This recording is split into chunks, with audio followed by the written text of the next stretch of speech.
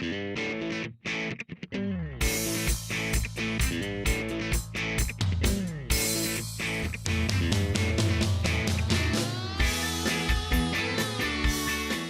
this module, I'd like to talk to you about the GUI and the Nano.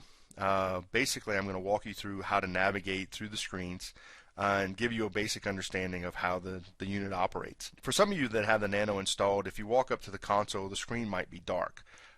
Just go ahead and tap the screen. It'll come back. This is a feature that we added into the Nano so that if the unit is not being used or somebody is actively touching the screen, it will go blank. It's just a matter of walking up, touching the screen. It'll revive it, but when it comes back, it'll come back to this inventory screen. The Nano has the ability to talk to 12 tanks. At your facility right now, what you see on my screen is I have 2. The home screen has the ability to show 6 individual tanks. If you have more than 6 tanks at your facility, you'll be given an icon up here that'll show you 7 to however many you have up to 12. So you can toggle between the first 6 and the second 6 by just going ahead and hitting that little toggle up in the top right corner. But to see the inventory that's in a particular tank, just go ahead and touch the icon. I'm going to go ahead and do regular, and this will give you an expanded view of that particular tank. It shows you the capacity, the diameter, the net product volume, gross, product height, water height, density, ullage. It's basically showing you what you can order for that particular tank to bring it back into the 90-95% capacity. If I want to go to the second tank or other tanks that you have at the subsequent tanks at this facility, they'll be listed here in the filters. Now if you have 1 through 6, they'll give you 6 icons on the side. If you have more than 6 tanks, it will break them down into smaller buttons, giving you the ability to show 1 through 12. So I can go ahead and toggle between tanks 1 and 2 just by touching the filter button on the right hand side. Now once I'm in the inventory, I can go ahead and send that inventory to either the printer, an email, fax, or a text message. Now just by hitting the send all or send button, it allows me to bring up these functionalities, and I can go ahead and if I want to send it to the printer, just hit the print icon, hit apply. It will automatically send it out to the printer. If I want to email somebody, it's just a matter of going ahead and clicking on the email, clicking on the person that you want to send the email to, hitting apply, and then apply again, and it'll go automatically send out that email for you. Now from this screen, what I need to do is show you the next functionality, which is the calendar view. The calendar view is how you will see the events that have happened at your facility. And if you look at it, it's basically just a standard calendar, but you can see on today's date, which is the 24th of July, that I've had several events that have happened. I've had a delivery, I've had a warning and alarm. Now the navigation of the calendar, I've got filter buttons on the left and filter buttons on the right. The filters on the left allow me to filter my deliveries, my compliance, warnings, and alarms, basically allowing me to turn those views in the calendar on or off. And then I can go ahead and select the tank that I want to see. So if I click on the 24th, I can go ahead and see every event that has happened today. But if I don't want to see the deliveries, and I only want to see what's the alarm actions that I've had today, I just go ahead and turn everything off, and you can see that I just see the alarms that have happened this day. Now I've got tank 2, tank 1, high product and low product alarms. I can also filter by tank. I can go ahead and click off tank number 1, and now all you see is what I had for tank number 2, which is my high product and high products. By turning the filters all back on, and I only have tank 2 selected, I'm still only going to see the alarms, warnings, compliances, and deliveries for tank number 2. I can do the toggle and say select all, and it'll turn everything back on. And if I go back to the calendar, it'll bring me back to the calendar view, and I can do the same thing on the calendar view itself. I can turn on or off deliveries, I can turn on or off alarms, and I can also turn on or off warnings. So now that you've seen the calendar view on the day, as a particular day in the list view, we understand the icon colors. All gray means that it's automatically all acknowledged. The event has come in, it's been acknowledged, and it's ended. If it's red or yellow in the center, that means that it's active, unacknowledged, just letting you know, and the horn is probably going off. At the point in which it's just a blue color around the exterior, that means that the event has come in and has ended but has not been acknowledged. And what you can see is that if I touch one of these icons, it shows you the history of that particular event, the start time, acknowledged time, end time. So let's go back to the calendar view and see what would happen when we come back with a water event that would come in. So what will happen is that the console will be sitting there, you're looking at the calendar view, or it may even be dark. Next thing you know, the beeper is going to go off. So now that you see the horn going off, you hear it going off, and you see that there's now two icons on the screen. And these are warnings and alarms. Now, just like you can filter the list view on the calendar, you can filter the same thing on the actual calendar view itself. I can turn the warnings and the alarms off to only see the deliveries, or I can completely turn deliveries off and only look at my warnings and alarms. And I can also filter by tank. I can still filter tank 1 or tank number 2 to let me know where my warnings and alarms are.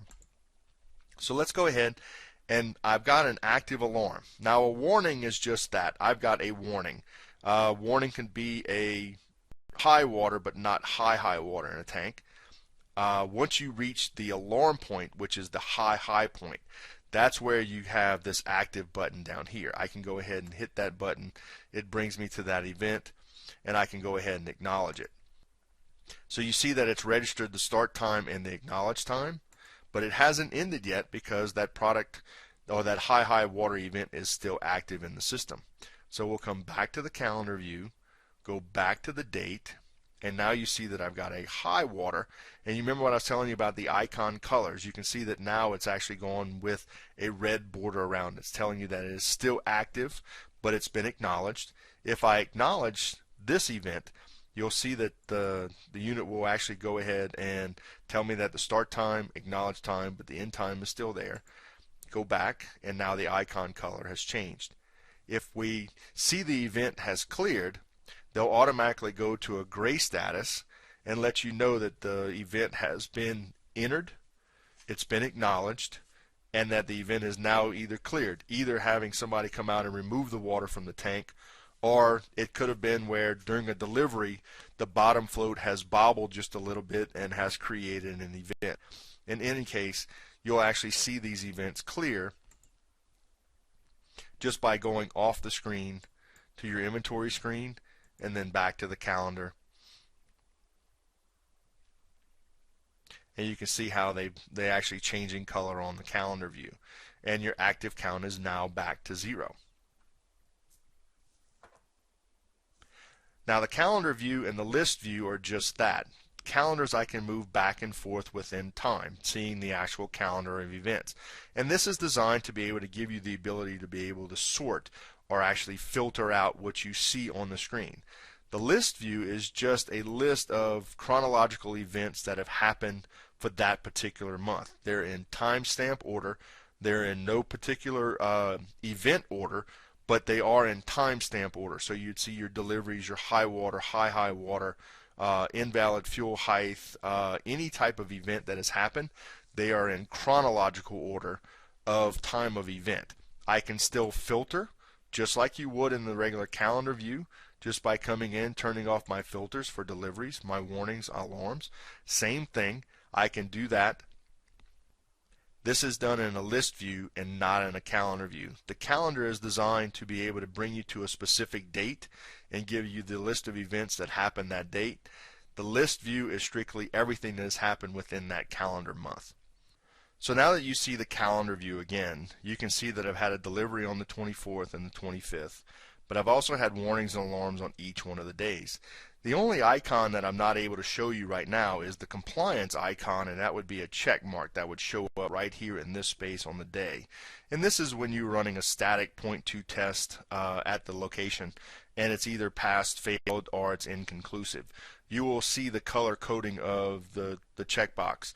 Green means that it's passed, red means that it's failed, and yellow means that it became an inconclusive. And an inconclusive doesn't mean that it's a bad thing. It's just telling you that you've had something that has prevented the test from completion. Pass being that you've passed the test, the red check being that you failed the test, and then yellow just means that it's inconclusive. Now, from the list view, I can come in and I can see the events that have happened that day. Well, let's say somebody wants to be notified, or you want to send that event to someone. Go ahead and click on the event. So now that you see the events in the calendar, you have the ability to send that event to someone. So go ahead and hit the send button. I'm going to check email. It's going to go look in your contact list that was programmed when the technician programmed the console. Now there's going to be a list of 5 people if you have that many people. The console has the maximum number of 5 that I can email, fax, or text message.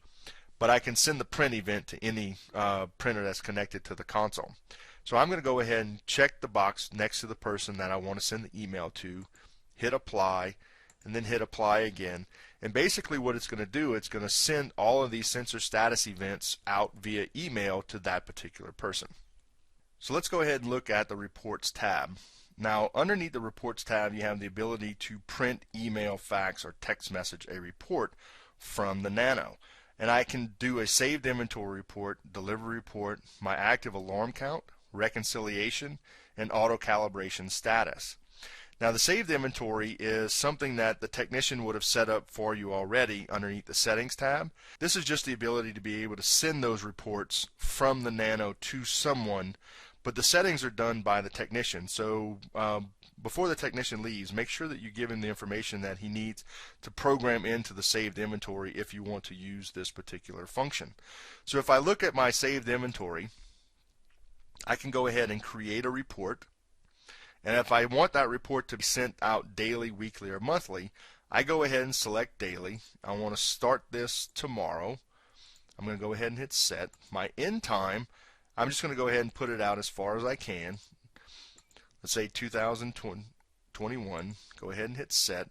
But I want this to come out at 6 a.m.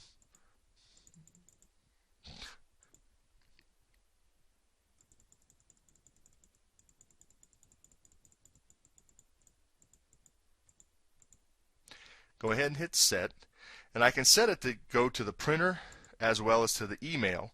And it's just a matter of checking the box of the person that's in your contact list that you want to send it out via email. Go ahead and hit apply, and then go ahead and hit save. Now this is going to save this event into the calendar. So if I come back to the saved inventory tab, it shows that these reports are actually saved in the calendar. So let's say I want to go back later on and I missed an event. Say I lost the print or I lost the email. I can literally come back into that particular day that I want to recreate, pull it up in the list view, go ahead and highlight it, and just hit the send button, and it'll go ahead and resend the event that has happened that day. So it'll go back, and so since I had it set up to print and email, it'll go back and send it to the printer again. It'll automatically go back and send it back to the email contact that was selected in the prior setting. Same thing if you want to do a delivery or an active alarm count. You set them up exactly the same way. Whether you want your deliveries to be done daily, weekly, or monthly, set your beginning and your end times, and then go ahead and hit save. Now, you can actually filter these out, so if I only want to do saved inventory for tanks 1 or tank 2, basically you're doing the same thing. All you're doing is filtering out, because somebody may not deal with all of the tanks, but only deal with a couple of the tanks, and they may not want to see everything. They can go ahead and select the tanks that they want to be able to see, and then go ahead and hit save. At the point in which you want to get rid of a report, it's just a matter of highlighting it, go ahead and hitting the delete report, and then it'll go ahead and remove it from your calendar, so that way you won't even see it in there anymore. Now, one of the things that we have is an active alarm count. This is what's going to show the active alarms that are in the system today. So if every day you want to see that remotely or on the printout, you can go ahead and have it where it's set up automatically to do that. The last button that I want to show you is your favorites button. If you notice on most of the screens, you'll see add to favorites, and that's the calendar view and the list view. And basically what this is that if I only want to see deliveries, I can go ahead and filter out these particular warnings, alarms, and compliance and only show the deliveries. And then I can just go ahead and add it to favorites. Now, once it's add to favorites, see how the button has changed to remove from favorites? And what this is doing is that if I come to the favorite screen, it's showing that I have a calendar view filtered by tanks 1 and 2. So now all I do is click on this button, it'll bring me back to this screen. So if I go back to the inventory, look at my calendar, I'm back to the normal view with nothing filtered. It's literally coming to favorites, clicking on the filtered button that I had, or my favorites button that I had, and it'll bring me exactly to this. And this is designed so that if somebody in your compliance department or somebody that is monitoring your deliveries in particular tanks, they can set up their own view so that you're not actually always having to filter your screens. It's just a matter of going quickly from one screen to the next. If you have any questions on the Nano or the operation of the Nano, please contact OPW or your local commercial district manager or your local sales representative.